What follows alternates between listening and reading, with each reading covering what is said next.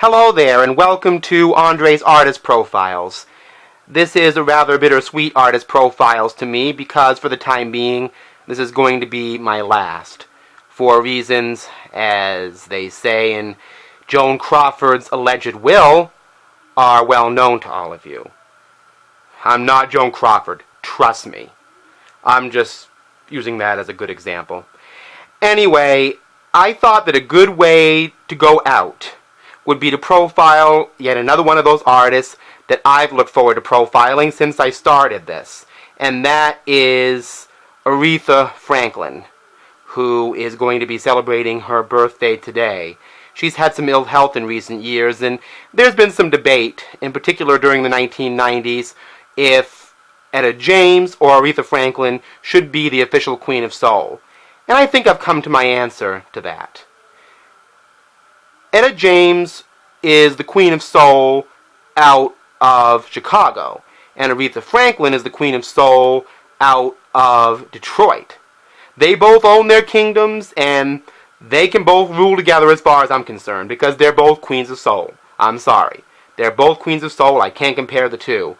Now, Aretha has a huge amount of albums, and I have a huge amount of them, but it doesn't even begin to scratch the surface, because what happened was Aretha started in the early 1960s at Columbia Records, and as everybody knows, the label didn't do a whole lot to really develop her as an artist.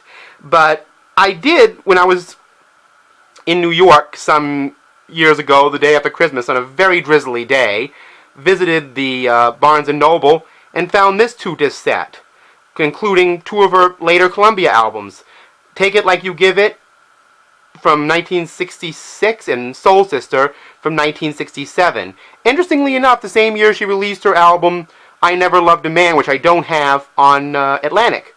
These 2 albums are a mixed bag of jazz, blues, and soul, but you can kind of see why maybe Aretha didn't really take off on Columbia on these albums. Her voice is still in fine form, but they seem to be trying to juggle too many different musical priorities with her, and really kind of smothered over her soul, and that's the big cliche about Columbia-era Aretha. There she is right there. They're both good albums, both worthy. You can hear a lot of soul coming on this.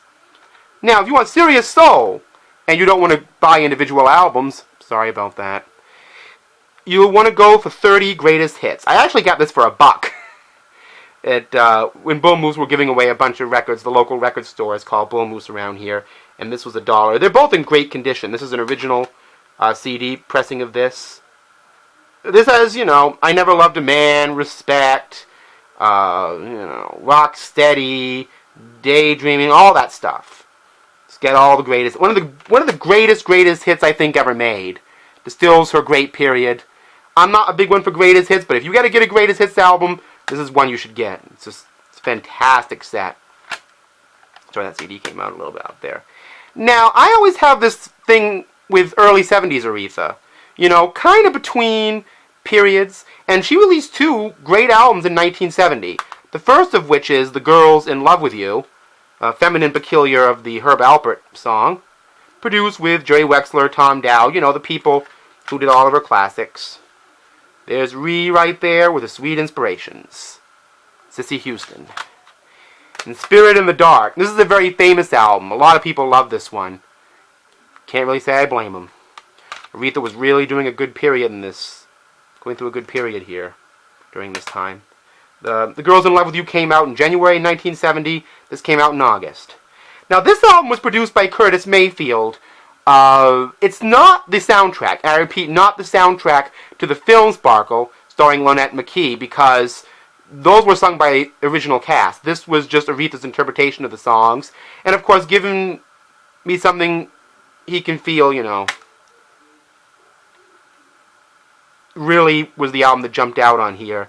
But there's also songs like Rock With Me and Jump, which are just spectacular. Kind of retro 60s soul, kind of almost an early neo-soul type album in 1975 when that kind of soul was still going on. I found that interesting. Actually, I think this came out in 76. Aretha was married to Glenn Turman during this time, doing a lot of dance training, and you could see she lost a lot of weight. Anyway, the next album is called Aretha, and this came out in 1980, and was her debut on the Arista label with Clive Davis. I've always wanted this album. The famous Hollywood photographer did this cover, and this is on BBR Remasters. The hit was United Together, but you know, that's not one of my favorites by her. What I really like is the up-tempo, hard funk version she did of Michael McDonald's What a Fool Believes. And this album has a lot of that kind of thing on it. You know, Can't Turn You Loose was an amazing, you know, gospel, funk, soul jam. You know, Clive Davis at this point really knew what to do with Aretha. You know, make her contemporary, but keep her original flavors as well. There's some great liner notes that I could show you. They even imitated the Arista label on this, you know. Anyway, she had another album after that I would love to get a hold of on CD called Love All the Hurt Away.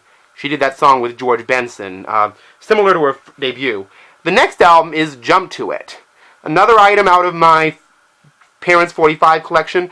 Aretha describes this collaboration with Luther Vandross as a perfect summer hit, and that's exactly what it was. And this is a fantastic album. Luther and her, at least musically, really were production magic. And she even does a great version of the Ousley Brothers' It's Your Thing on this album. And this really made her total reinvention. It was a big hit success for her. The next album was Get It Right.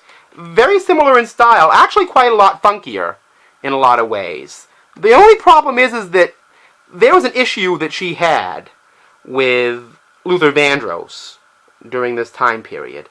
And the reason for that is because he made the fatal mistake of telling Aretha Franklin, of all people, who inspired him, how to sing. They later made up. But Aretha's a very formidable personality, a very high, you know, confidence level. You can call it ego, diva. I don't really like those terms, but anyway. This is a great album, one of Aretha's best, from 1983. After that, she hooked up with Narada Michael Walden for Who's Zoomin' Who. Freeway of Love, Who's Zoomin' Who, all you really got to say about this album. Another song I really like on this album is Push, which features Peter Wolf from the Jay Giles Band. More of a dance rocky flavor. And of course, Sisters Are Doing It For Themselves, which features Annie Lennox. And you can also find that on the Eurythmics Be Yourself Tonight album, also from 1985. Andy Warhol did the cover art for her next album, Aretha, from 1986. And the hit on here was another kind of retro-ish song called Jimmy Lee. It had kind of a Chicago DJ soul flavor to it. And she did a duet on this album with George Michael called I Know You Were Waiting For Me, which was up-tempo. Sadly, her duet with Larry Graham, If You Need My Love Tonight, was during Larry Graham's Adele Contemporary Ballad period, so no funk there. Rock-A-Lot also featured Keith Richards and the Rolling Stones, another kind of rock number. This is a very heavy new wave album, as you could kind of tell a little bit by the cover. But still very good from 1986. The next album was 1989's Through the Storm. This was her last collaboration, I believe, with Narada Michael Walden, and her last album from the 80s. She collaborated with James Brown on Give Me Your Love, and on Through the Storm, the title track with Elton John. This album, again, was similar to the last two. You know, more up-tempo numbers, but still a pretty good record. Now, this album came out in 2003, and it's called So Damn Happy. There's a little gap in there. I really love this album. You know, it's later day, but it really brings, you know, Aretha's soul really heavy into it. A good mixture of Adele Contemporary and her classic soul style. L.A. Reid produced this album for her. Really actually like this one. The next album is This Christmas, which I believe came out in 2007 or 8. Aretha doing a Christmas album. 2009, actually. Aretha Franklin produced this. I think it was a Target exclusive. The next album was on some little label, and I'm surprised Aretha Franklin had to go through this, of all people. A Woman Falling Out of Love. You know, like So Damn Happy, a really good soul revisitation. It's on Aretha's Records. I think she self-produced this. This looks like a budget compilation with absolutely no thought into the artwork. You know, and I mean, I get Aretha for self-producing, but my goodness, a woman of her stature reduced to essentially an indie label is just a little too weird for me, but it's a great album nonetheless. Even though she's not exactly on Atlantic anymore, but anyway, that's what I have for Aretha Franklin, and I hope all of you who actually took the time out to look at my artist profiles actually enjoyed them. And I hope that you will encourage me through comments and through emails here to do more in the future, because I could certainly use some encouragement. Thank you all, and I'll see you. I don't like goodbyes. So, instead of see you next time, until next time. Enjoy your music, everyone.